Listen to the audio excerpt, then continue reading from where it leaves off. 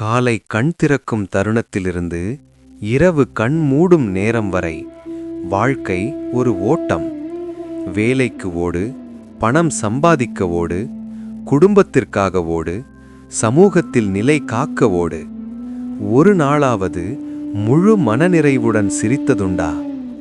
கடன் அழுத்தம், வேலை பாதுகாப்பு பயம், குடும்ப பொறுப்புகள், உடல் சோர்வு, மன அழுத்தம், இதுதான் இன்றைய மனிதனின் வாழ்க்கை.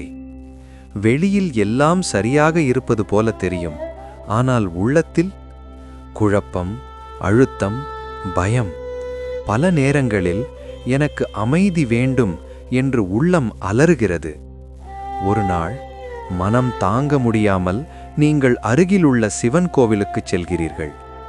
கோவில் வாசலில் காலணி கழற்றி வைக்கும்போது உடலில் ஒரு லேசான உணர்வு.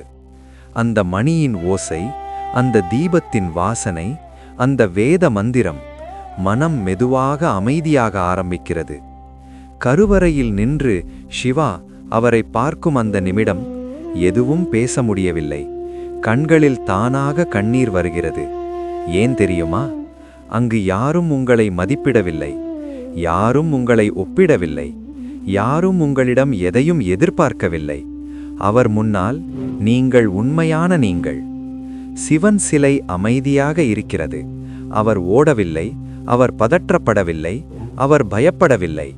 அந்த அமைதி உங்கள் மனத்திலும் பிரதிபலிக்க ஆரம்பிக்கிறது.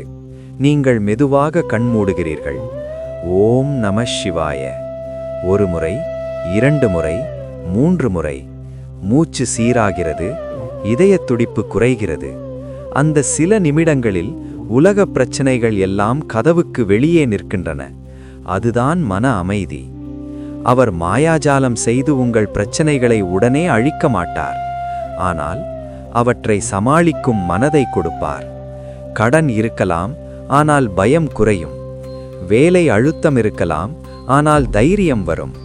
குடும்ப பிரச்சனை இருக்கலாம், ஆனால் பொறுமை அதிகரிக்கும். மனம் அமைதியாக இருந்தால் தீர்வுகள் தானாக தோன்றும். அமைதியான மனிதன் தவறான முடிவுகளை எடுக்க மாட்டான். அதுதான் வாழ்க்கை மாற்றத்தின் ஆரம்பம். நீங்கள் தினமும் சிவனை வேண்ட ஆரம்பித்தால் உங்கள் வாழ்க்கையில் 3 மாற்றங்கள் வரும். 1. சிந்தனை மாற்றம். நீங்கள் தேவையற்ற செலவுகளை நிறுத்துவீர்கள், ஆசைகளை கட்டுப்படுத்துவீர்கள், பணம் சேமிக்க ஆரம்பிப்பீர்கள். 2. கவனம் அதிகரிக்கும். மனம் அமைதியாக இருப்பதால் வேலையில் முழு கவனம் இருக்கும், உங்கள் திறமை வெளிப்படும். 3. தைரியம் வரும். பயம் குறைந்தால் புதிய வாய்ப்புகளை பிடிக்க முடியும். இதுதான் செல்வத்தின் பாதை. சிவன் நேரடியாக பணத்தை தரமாட்டார், ஆனால் பணத்தை ஈர்க்கும் மனநிலையை தருவார். நாம் கோவிலுக்கு செல்லும்போது அது ஒரு வழிபாடு மட்டுமல்ல, அது ஒரு மன சுத்திகரிப்பு. நீங்கள் உள்ளத்தில் சொல்லுகிறீர்கள், கடவுளே, நான் சோர்ந்து விட்டேன், எனக்கு சக்தி தாருங்கள்.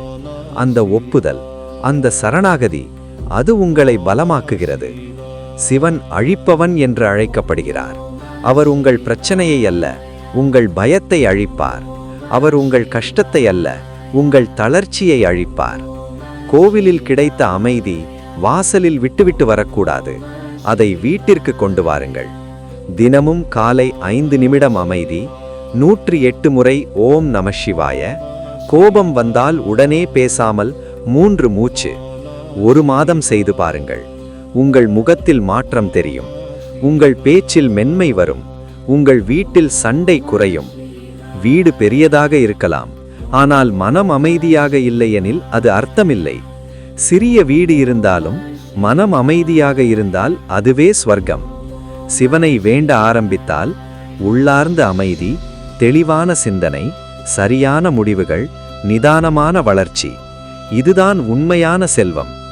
இன்று நீங்கள் சோர்வாக இருக்கலாம், வாழ்க்கை பாரமாக இருக்கலாம், ஆனால் நினைவில் கொள்ளுங்கள், ஒரு கோவில் கதவு திறந்திருக்கிறது, ஒரு தெய்வம் அமைதியாக காத்திருக்கிறார். சிவா.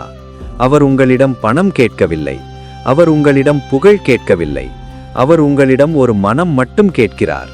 அவரை நம்பி ஒரு அடிக்குச் செல்லுங்கள். அமைதி உங்களை தேடி வரும். அமைதி வந்தால் வாழ்க்கை மாறும். வாழ்க்கை மாறினால் செல்வம், வெற்றி, சந்தோஷம் தானாக வரும். ஹர ஹர மகாதேவா. ஓம் நம சிவாய.